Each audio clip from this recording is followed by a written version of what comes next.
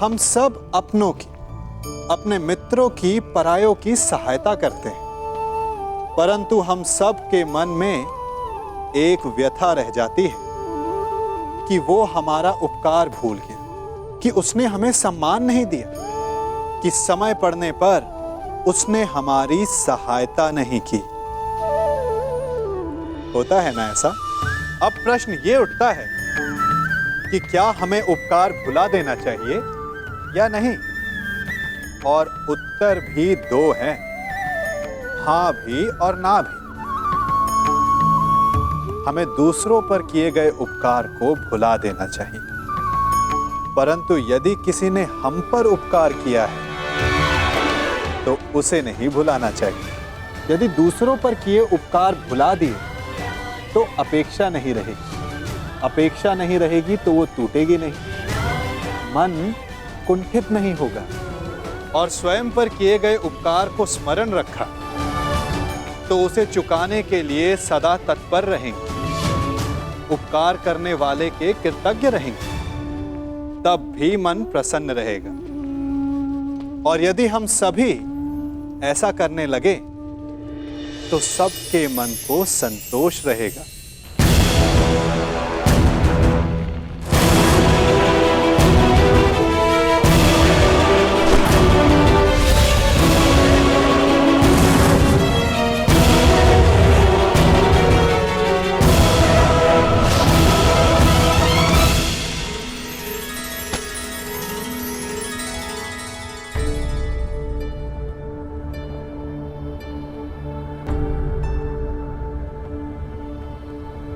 इस सुगंध से तो प्रभु परशुराम का तेज स्मरण हो आया। ये कैसा प्रहार है? प्रहार नहीं, आभार है दाऊ।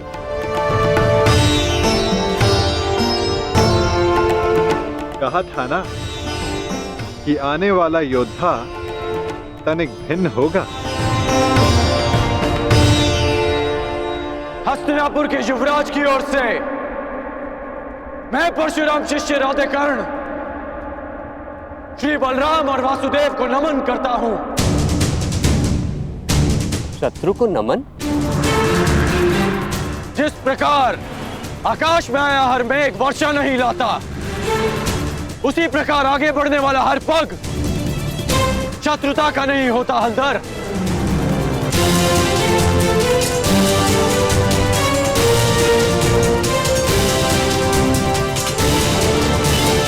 हस्तिनापुर की मित्रता स्वीकार करें।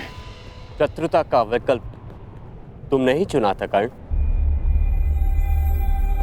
जब मित्रता ही करनी थी तो अश्वमेघ यज्ञ का अश्व रोका क्यों? ताकि यज्ञ पूर्ण करने की आपकी मंशा और आपके वीरों का परिश्रम व्यर्थ ना जाए।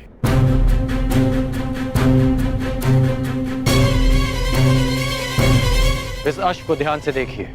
इस अश्व का दायां कान कटा हुआ है।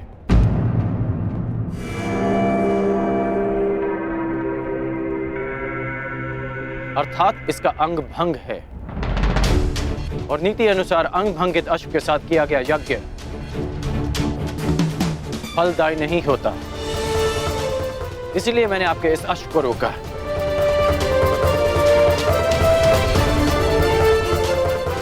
हलधर, मैं स्वयं आपको समझाना चाहता था, परंतु उससे पूर्व आपके वीरों ने मुझ पर आक्रमण कर दिया और कदाचित मुझे उसका उत्तर देना पड़ा। परंतु आपने स्वयं देखा होगा कि मैंने उन्हें केवल निशस्त्र किया, उनके प्राण नहीं लिए। तो तुमने मेरी सहायता करने के लिए अश्व रोका। अद्भुत, हम प्रसन्न हुए।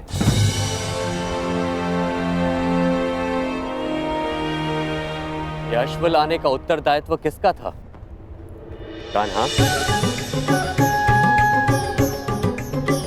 तुम सबको यही कहते हो ना कि तुम मेरी आज्ञा का पालन करते हो, लेकिन परिणाम में वही होता है जो तुम चाहते हो।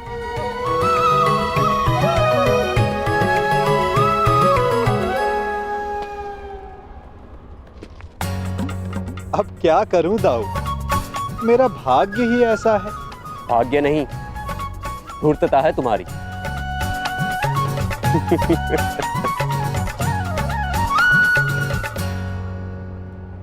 तुम्हें लेके मेरे मन में जो भ्रम था, वो भ्रम तुमने तोड़ दिया है। हम प्रसन्न हुए। कहो, क्या इच्छा है?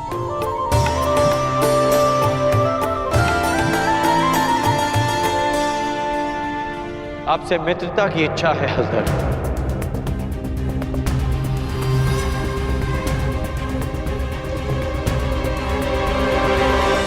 और एक आश्वासन भी बलराम, आवश्यकता पड़ने पर आप और आपकी सेना हस्तिनापुर की सहायता अवश्य करेंगे।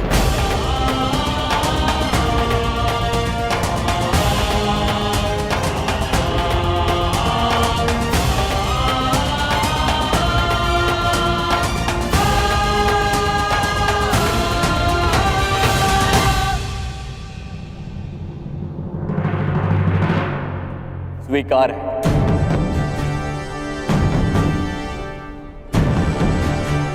परंतु मैंने तुमसे कुछ मांगने को कहा था कर्ण। इस समय मेरा लक्ष्य युवराज दुर्योधन को सर्वशक्तिशाली बना देना है।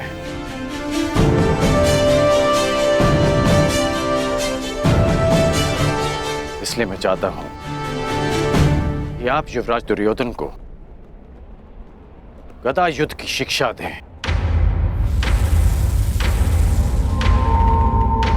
और इन्हें संसार का सर्वश्रेष्ठ गदाधारी बना दें। स्वीकार है।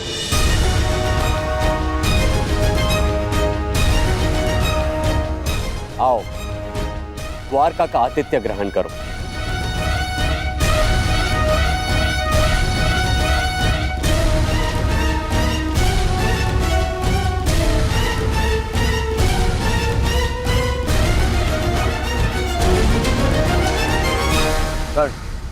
वरदान तुम्हें मिला था और तुमने उसे मेरे लिए उपयोग किया। आज तुमने एक बार फिर यह सिद्ध कर दिया कि संसार में यदि कोई मेरा सबसे बड़ा हितैषी है तो वो तुम हो कर्ण। मैं हस्तिनापुर का हितैषी हूं युवराज, और हस्तिनापुर युवराज का सेवक। मेरा धर्म हस्तिनापुर और आपको शक्तिशाली बनाना है। प्रणिपात युवराज।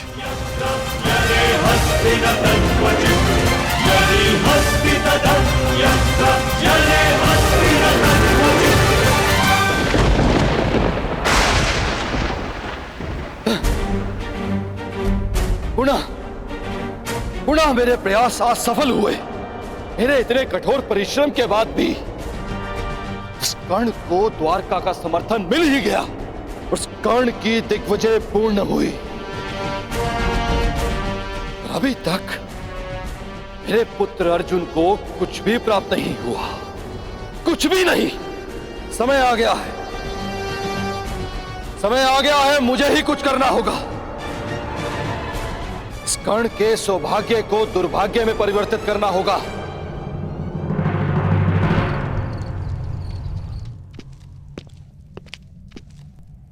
दिग्विजय पूर्ण हुई कर्ण।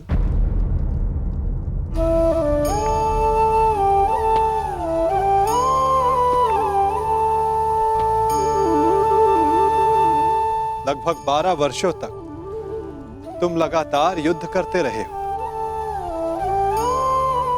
निश्चित रूप से थकान अनुभव हो रही होगी। विश्राम नहीं करोगे? मित्रा के लिए शरीर की थकान से अधिक मन की शांति होती है केशव। मेरा मन अशांत है। एक परिवर्तन का स्वप्न लेकर मैंने अपना जीवन प्रारंभ किया था। तू स्वयं ही परिवर्तित हो गया केशव।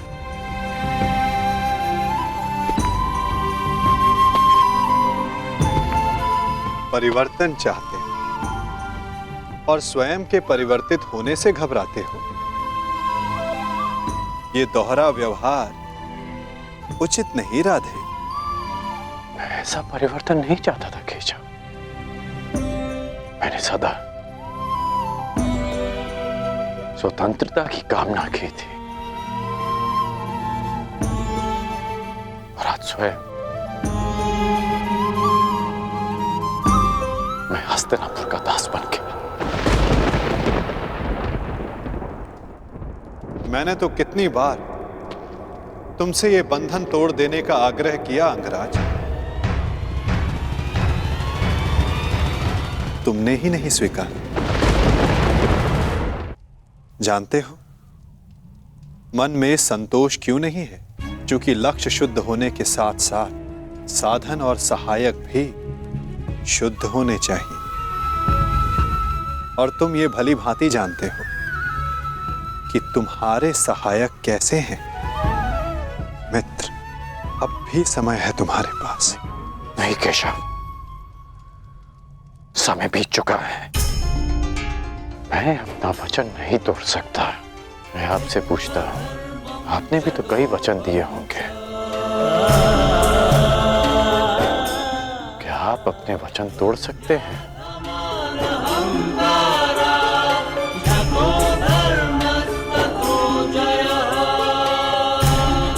कौन जाने मित्र, भविष्य में क्या छिपा है? तुम बताओ, अब दिग्विजय के पश्चात तुम क्या करोगे? केशव, मेरा मन अशांत है। सोच रहा हूं कि हस्तिनापुर जाने से पूर्व गुरु परशुराम के दर्शन करा। विचार उत्तम है मित्र, परंतु स्मरण रखना, कभी कभी अकेला यात्री मार्ग में भ्रम के जाल में फंस जाता है।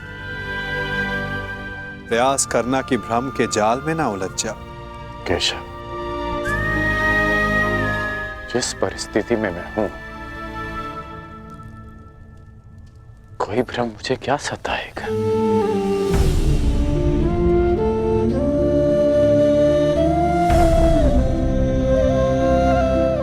आपकी मुस्कान मुझे बहुत शांति देती है केशव। आज्ञा दीजिए।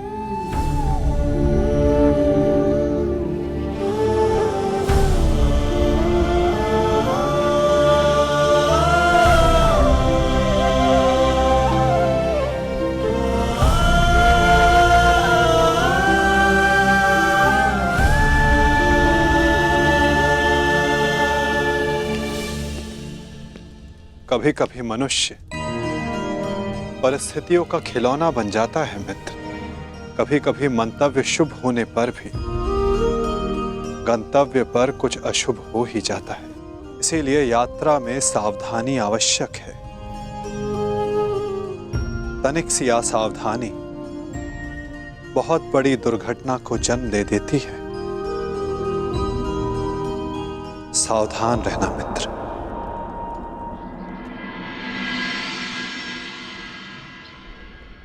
अपने गुरु से भेंट करने से मैं तुम्हें रोक नहीं सकता मित्र, परंतु मैं चाहता था कि तुम मेरे साथ में हस्तिनापुर चलो, मेरे इस दिग्विजय का सम्मान और सत्कार प्राप्त करो। युद्ध में बाण धनुष से चलाए जाते हैं युवराज, परंतु विजय सदा योद्धा की मानी जाती है। उसी भांति दिग्विजय आपकी है। मैं तो केवल एक निमित्त मात्र हूं।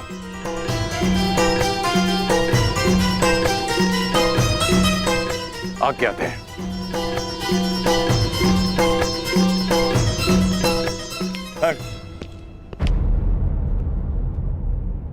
अपने मित्र को हार कर ये दिग्विजय अधूरी है मित्र। 12 वर्ष बीत गए। इन 12 वर्षों में तुमने मेरे लिए धनुष उठाए, परंतु कभी दृष्टि नहीं उठाई। ढाल बनकर मेरे शरीर की रक्षा की है, परंतु मित्र बनकर कभी गले नहीं लगाए।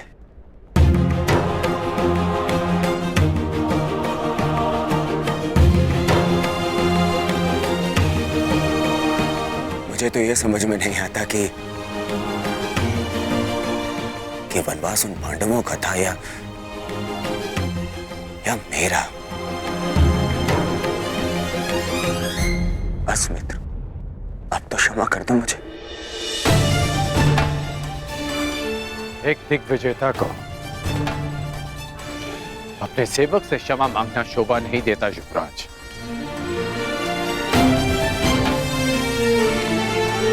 सेवक, सेवक, ऐसे 100 दिग्विजय न्यौछावर कर सकता हूं तुम्हें एक बार गले लगाने के लिए। बस एक बार मेरी आंखों में देखकर मुझे मित्र पुकार के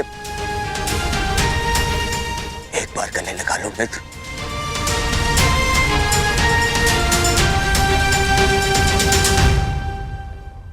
कदाचित एक बार उस मित्र की पुकार युद्ध भवन में भी सुन ली होती आपने युवराज।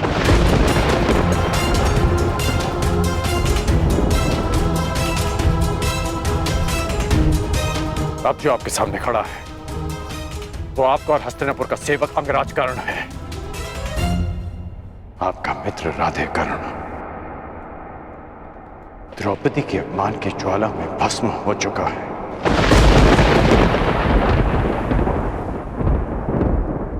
और जो भस्म हो जाते हैं वो किसी को गले नहीं लगा पाते।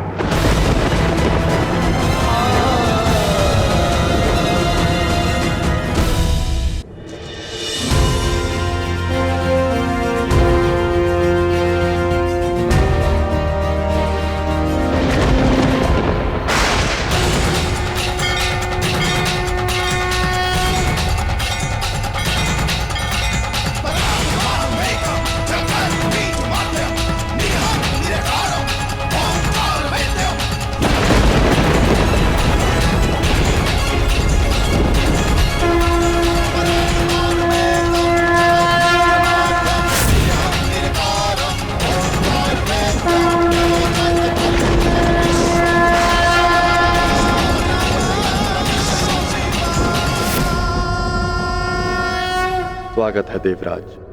आपके पदचाप ने आपके आने की सूचना दे दी थी मुझे।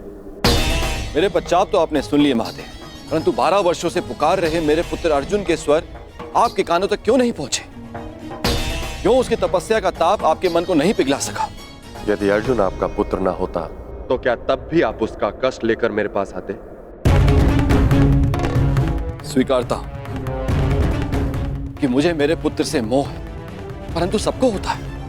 अब स्वयं ही बताइए, क्या दोष है मेरे पुत्र अर्जुन में, या उसकी इच्छा पूरी कर सकने के योग्य नहीं? देवराज, वृक्ष पर लगे फल को खाने की इच्छा करने वाले को मात्र वृक्ष पर लगे फल को तोड़ने का परिश्रम करना पड़ता है। मोती की आकांक्षा करने वाले को सागर के तल तक जाने का परिश्रम करना पड़ता है। ठीक उसी प्रकार अमृत पीने की इच्छा करने वाले को भी गहन साधना का विष पीना पड़ता है। आपका पुत्र मुझसे पशुपतास्त्र की इच्छा रखता है। यह विध्वंसकारी अस्त्र उसे देने से पहले यह जान लेना आवश्यक है कि क्या वो उसके योग्य है। शक्तियों के साथ साथ उत्तरदायित्व भी बढ़ता है। यह जान लेना आवश्यक है कि क्या वो ये उत्तरदायित्व उठाने योग्य है या नहीं। पशुपतास्त्र पाना है, कई परीक्षाओं का सामना करना पड़ेगा अर्जुन को। अपने पुत्र के मोह में आपने क्या क्या किया है, मुझसे कुछ छिपा नहीं। पूरे पुत्र को नीचा दिखाने के लिए आपने देवराज पद की गरिमा को किस तरह लांछित किया है, भली भांति जानता हूं। देवराज, यदि एक पिता अपने पुत्र की परीक्षा लेता है तो पुत्र प्रशंसा पाता है।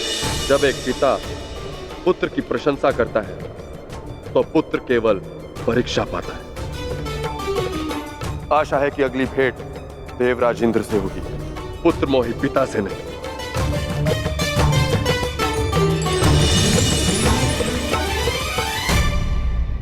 हाँ, मैं पुत्र मोही हूं महादेव, परंतु मुझे अपने पुत्र की कौशलता, योग्यता और तपस्या पे अनंत विश्वास है। आपकी प्रत्येक परीक्षा में मेरा पुत्र अवश्य सफल होगा, किंतु जिस कारण आपने उस कर्ण के लिए देवराज इंद्र को अपनी दृष्टि नीचे करने पर विवश कर दिया। कर्ण को ऐसे परीक्षा में डालूंगा कि वो कभी सफल नहीं होगा। उस दिग्विजय कर्ण को दिशा विहीन कर दूंगा, महाशाप दिलाऊंगा उसे।